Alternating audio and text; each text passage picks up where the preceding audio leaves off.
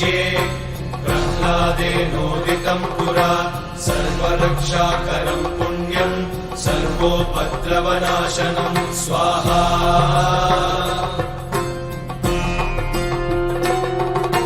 सर्वसम्पत्करं चैव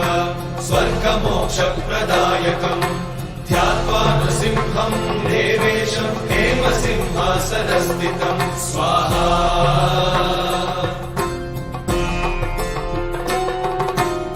विवृत्तास्यं त्रिनयनं शरदिन्दुसमप्रभं लक्ष्म्यालिङ्गितवामाङ्गं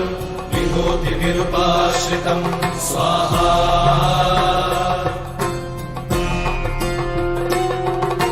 चतुर्भुजं कोमलाङ्गं स्वर्णकुण्डलशोभितं श्रिया सुशोभितोरस्कं रत्नकेयूरमुद्रितं स्वाहा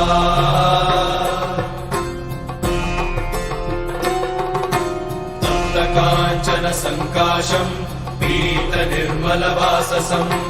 इन्द्रादिसुरमौलिष्टस्फुरन्माणिक्यदीप्तिभिः स्वाहा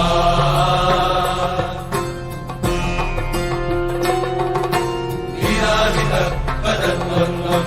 शङ्खचक्रादिहेतिभिः गरुत्मता च विनया स्तूयमानं मुदान्वितं स्वाहा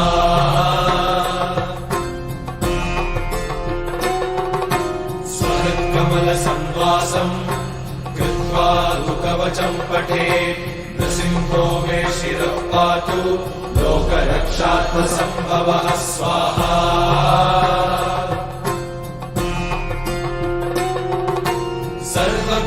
सर्वगोपिस्तम्भवासः फालं मे रक्षतु ध्वनिं नृसिंहो मे दृशौ पातु सोमसूर्याग्निलोचनः स्वाहा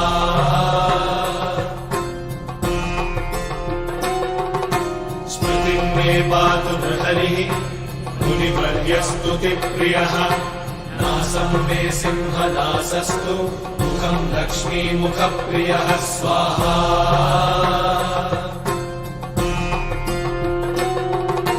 सर्वविद्याधिपः पातु नृसिंहो रसना मम वक्त्रं पात्विन्दुवदनं सदा प्रह्लादवन्दितः स्वाहा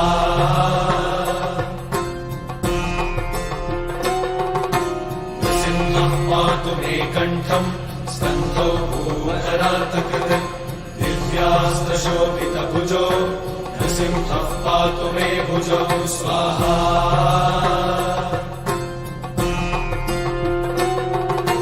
करौ मे देववरदो नृसिंहः पातु सर्वतः हृदयं योगिसाध्यश्च निवासं पातु मे हरिः स्वाहा